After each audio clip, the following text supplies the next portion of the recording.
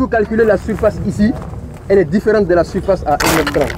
La surface à 1,30 m, c'est elle qu'on appelle la surface terrière. C'est elle qui permet de qualifier le peuplement. Il y a des valeurs et des intervalles. Si la surface terrière elle est comprise entre 10 et 20, et 20 et 30, on peut dire que le peuplement il est riche ou moins riche. Parce que si vous avez un ensemble de gros tiges dans une forêt, la surface terrière sera importante. Mais si vous êtes dans une forêt où il n'y a que des arbustes, la surface terrière elle sera très faible. Donc elle donne la qualité du peuplement, sa disponibilité par rapport à l'exploitation en bois d'œuvre ou en bois énergie. Donc la surface terrière, c'est la surface correspondante au diamètre à 1,30 m. Elle permet de qualifier la qualité du peuplement. C'est bon. Colonel, on passe à la seconde mesure. La seconde mesure, je pense que ce sera la hauteur. Donc pour calculer, pour déterminer ou évaluer la hauteur, on utilise le Blumleis ou bien on utilise une méthode plus traditionnelle qu'on verra par la suite. Donc le Blumleis, il faut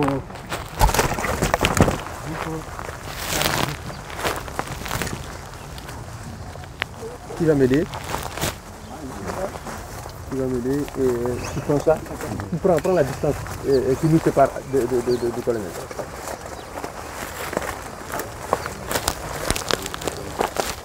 Tirer. Si c'est du bois d'œuvre ou du bois énergie, il faudrait qu'on sache le volume. Le plan d'aménagement, il va dire quelle est la quantité que l'on peut exploiter annuellement. Donc il est important qu'on sache pour chaque arbre coupé quel est le volume qui va avec. Ça nous permet à la fin de dire si on a atteint le quota ou pas. 70. Oui, 70 parce que c'était pour nous ici. Non, non, là-bas. Non, faut faire ça et c'est quoi ici? 70. C'est 70. C'est là le 70. 70 autour.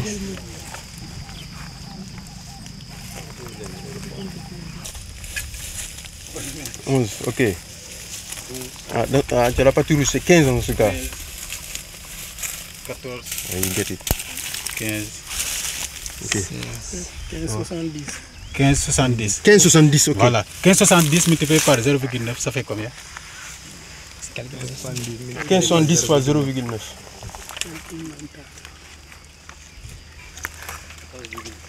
14,13 maintenant plus 1,7, ça fait.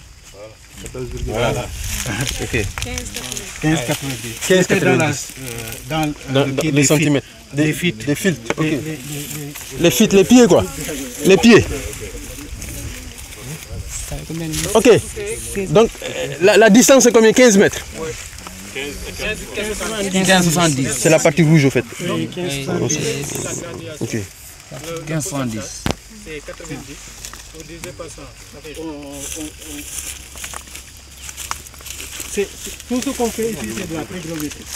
Tout le matériel, tout ce qu'ils font, c'est de la trigonométrie.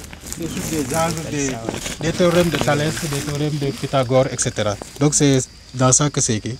C'est pourquoi ma relation avec la ligne droite, la droite des 15 mètres, c'est supposé entre ma ligne et le niveau ici. Donc ensuite il prend, ensuite il y a l'angle. Donc c'est sur ça que c'est paramétré. On peut voir ça maintenant de façon plus, comment dire, de façon plus artisanale. Avec le archaïque.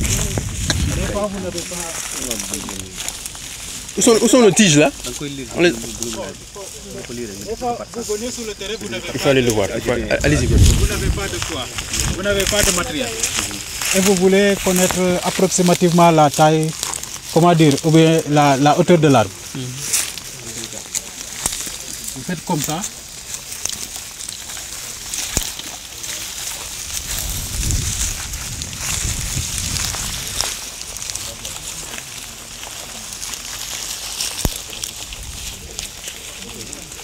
Deux petits bouts qui sont de la même taille.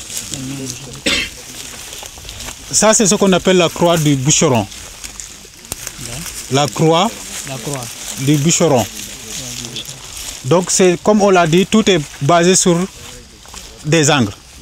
Si on fait comme ça, on maintient ici un angle droit. Ensuite, on le pose sur l'œil.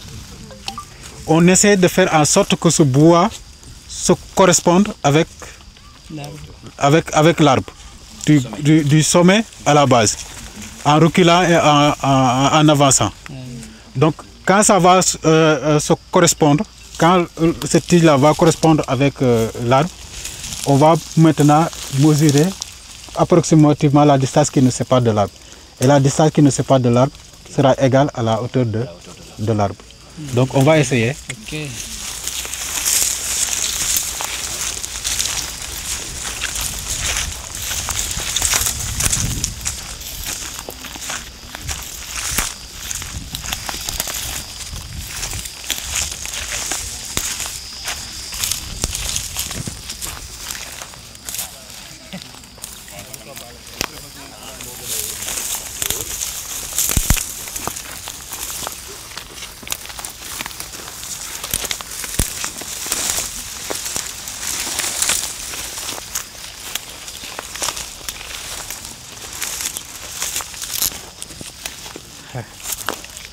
C'est ici.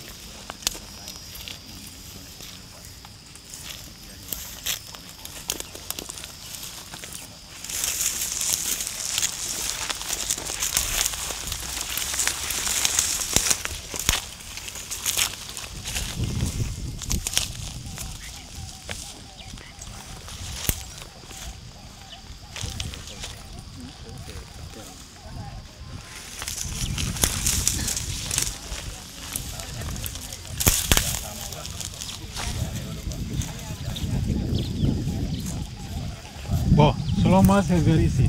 Ici. Ouais. Donc ensuite on prend. Ensuite, on essaie de voir. On mesure quoi.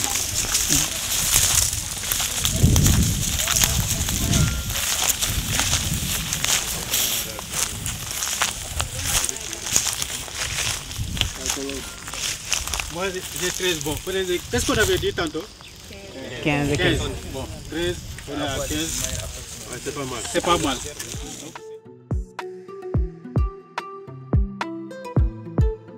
forêt bi comme ni ko commandant waxee dañ ko aménager jox ko gestion bi population bi nga xam ne ñoo wër forêt bi ñoo yore gestion bi dëkk ñu ngi toll 12 villages ci biir de 12 villages yooyu dañuy monter gum les comités les CV comité villageois ngay monter gum ci dëkk yi ñu accompagner leen ak chaque chef de village bu nekk ci dëkk ba ñu door a ñëw ci commune ba former un bureau bu ñuy wax un bureau intervillageois bureau intervillageois boobu mooy yore gestion de la forêt activités yi mu mën a yëpp ci biir forêt bi bureau boobu moo koy yore day am président am un secrétaire un trésorier am un président des surveillants boobu aussi day am un comité bu ñuy wax un comité des surveillants chaque village day indi 2 surveillants donc 12 villages fois 2 surveillants ça fait 24 surveillants ñooy introduire ci la surveillance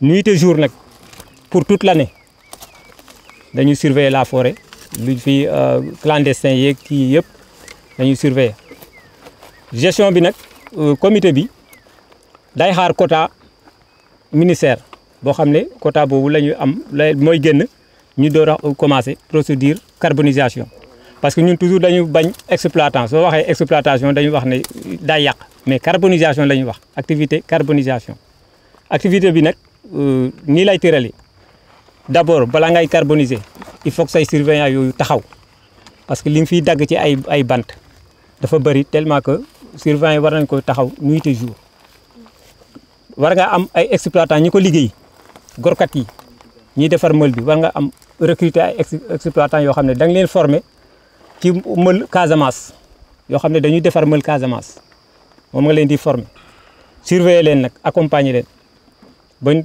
dagg soo demee ci dagg ba dañuy wax ngeen ko fële soo xoolee ñetti garab yu taxaw ci diamètre amuñu woon matériel bi nag dañ doon estimer de 10 à 25 ñu xool ban nga ciy dagg nga dagg 1 sur 3 wala 1 sur 2 mais nag toujours da ngay moytu les semenciers boobu da nga koy moytu nga dagg bi aussi dafa am méthode bu ñuy daggee doo dagg nii mais da nga koy dagg mu fant voilà pour la régénération nga dagg ban espèce ngay dagg le céal ak le combretum moom lañ am fii céal bee combretum bi moom parcelle bi ñu jógee nel ci reboisement boobu combretum kese moo fa nekk boobu exploité nañ ko en 2019 avec le combretum léegi procédure bi ak carbonisation bi noonu lay demee kii bi mël bi montage yu mël bi dafa am technique de montage mël Casamance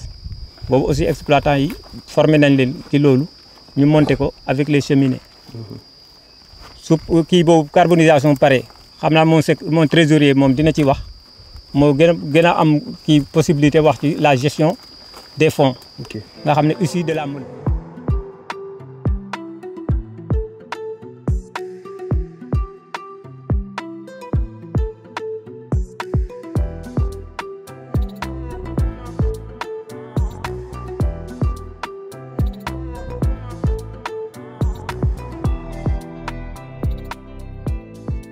Il y a le citrus limon, comme vous le voyez comme ça.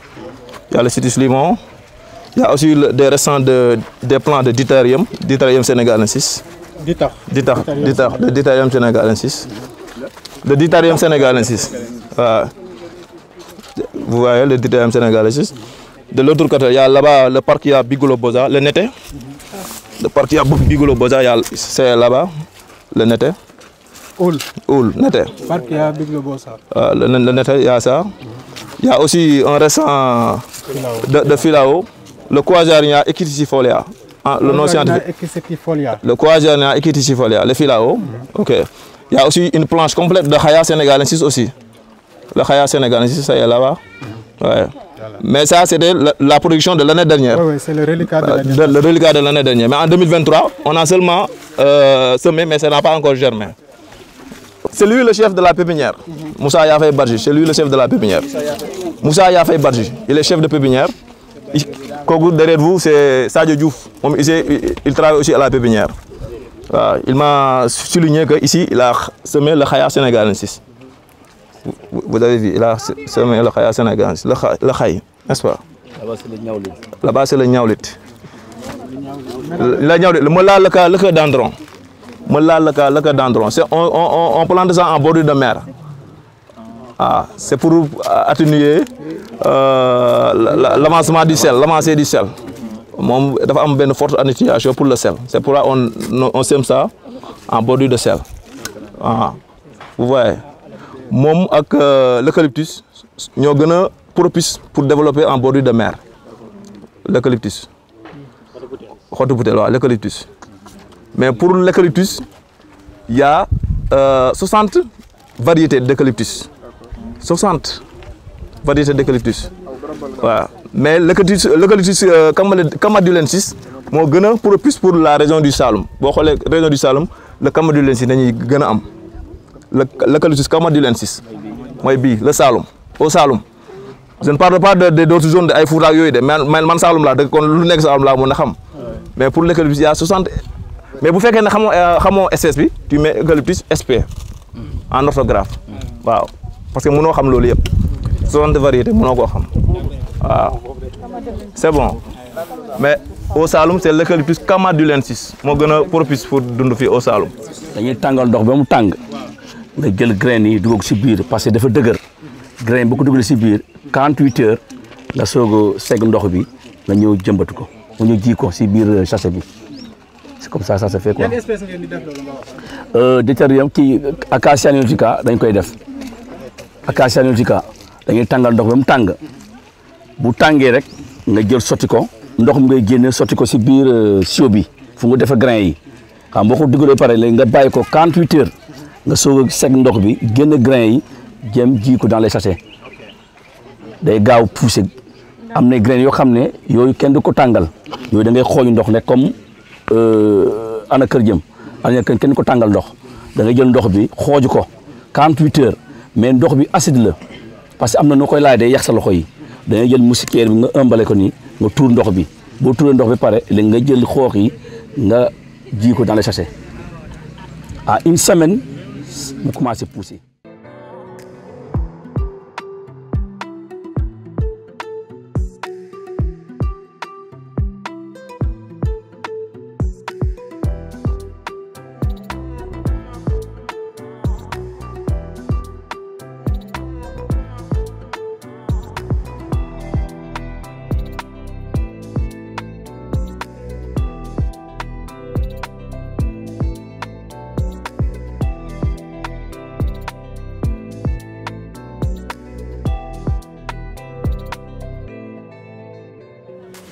Bon, là, on est dans un écosystème de mangrove. Les écosystèmes de mangrove, c'est des écosystèmes qu'on appelle fluvio-lacustres. Ils sont en contact avec la terre et la mer. Au Sénégal, il y a 3 endroits où on peut les rencontrer. En Casamance, le long du fleuve et les estuaires, dans le delta du Saloum où nous sommes en ce moment, mais aussi le long du fleuve Sénégal, vers Saint-Louis. Au sud, en Casamance, vous avez ce qu'on appelle la route mangrove. C'est des grands arbres constitués principalement de Rhizophora mangle. Ils sont très grands. Là-bas, on appelle la route mangrove. Quand vous descendez vers le delta du Saloum, c'est la moyenne mangrove. Et vous allez vers Saint-Louis, c'est la basse mangrove. Les principales espèces dans ce type d'écosystème-là, c'est Rhizophora mangle d'abord, parce qu'il y a une certaine toposéquence, c'est-à-dire qu'il y a une succession en fonction du degré de tolérance au sel. Vous avez Rhizophora mangle, Rhizophora racemosa et Rhizophora harrisoni, qui est un hybride des 2 espèces précédentes.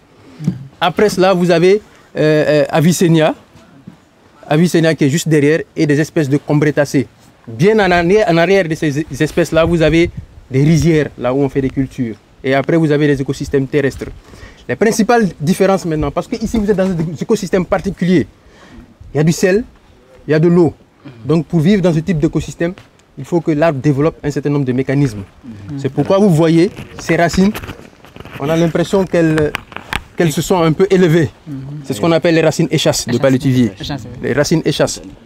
Donc, ces racines, elles sortent de l'eau parce que de temps à autre, elles ne doivent pas être submergées tout le temps. La marée doit partir et doit revenir. Donc, elles s'élèvent un peu. Même à l'intérieur, vous allez voir que pour que la mangrove survive, il faut qu'il y ait ce qu'on appelle le balancement des marées. Bien en arrière, quand vous avez trop de salinité, c'est là que survit maintenant l'espèce Avicennia. L'espèce Avicennia développe un autre type de mécanisme. Là-bas, c'est ce qu'on appelle les pneumatophores.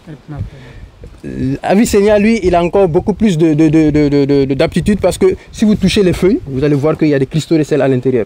Donc, il absorbe le sel par les racines, mais il le fait ressortir par les feuilles.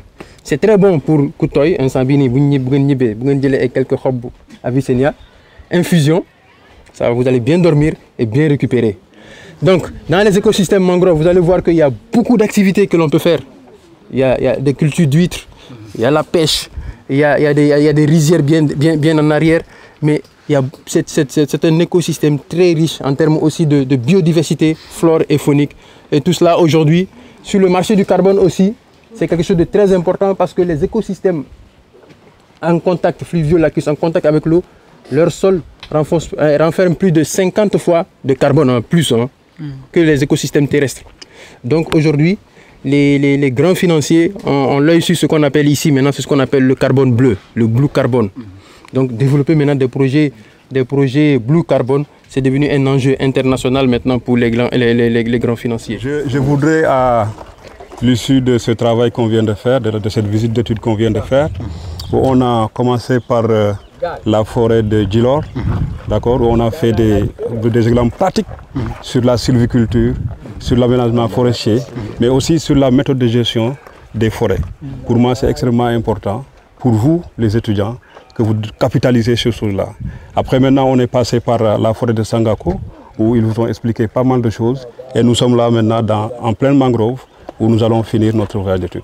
Donc c'est extrêmement important, je pense que vous avez bien appris. En tout cas, voilà, j'ai apprécié le fait de partager avec vous ces instants qui nous permettent de se familiariser entre nous, mais également pour vous apprendre des choses. C'est extrêmement important. Et donc c'est l'occasion pour moi de remercier l'IREF, l'inspection régionale des eaux et forêts, mais aussi le commandant qui est représenté ici par le colonel Sarr, bien qui vient faire cours chez nous. Il nous aide, il nous accompagne dans notre formation, mais également le commandant Cham, qui est un ancien agent des eaux et forêts, mais qui est maintenant à Alcott. Donc eux aussi, ils font un travail extrêmement important au niveau du Sénégal. Donc c'est l'occasion de les remercier, d'accord, de les remercier vraiment au nom de l'université pour l'appui que vous êtes en train de faire pour nous, pour les étudiants également. Et donc nous sommes très contents de cela. Et donc j'espère que voilà, on aura l'occasion de se revoir encore, en tout cas l'année prochaine. On va vous faire appel, ils sont toujours prêts à nous aider. Et voyez-vous, c'est le Ramadan, ils pouvaient rester chez eux, c'est un week-end de surcroît. Et donc ils pouvaient rester chez eux, mais ils ont tout laissé pour nous accompagner, d'accord. Donc ça également, c'est un geste à louer. D'accord? Et vous également, les étudiants, on salue votre courage, votre patience, mais c'est ça les études. D'accord? Le terrain, c'est différent des salles de classe. Le terrain, vous sortez complètement de votre zone de confort. D'accord? Pour découvrir le milieu. Et c'est ça l'importance. C'est vrai, il y a des choses qu'on fait en classe, mais après la pratique, c'est extrêmement important parce que ça vous permet d'être exactement dans le milieu et de savoir exactement comment ça marche. Et c'est cela que l'on recherche dans nos voyages d'études. En tout cas, mon commandant, mon colonel, on est très satisfait. Donc on vous remercie et donc on vous souhaite un bon retour également à tout le monde, quoi.